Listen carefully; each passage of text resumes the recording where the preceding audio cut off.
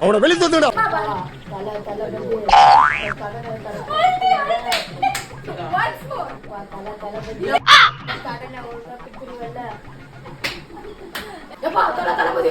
ஏன் கத்துற? ஐயோ ஐயோ ஐயோ ஐயோ என்னப்பா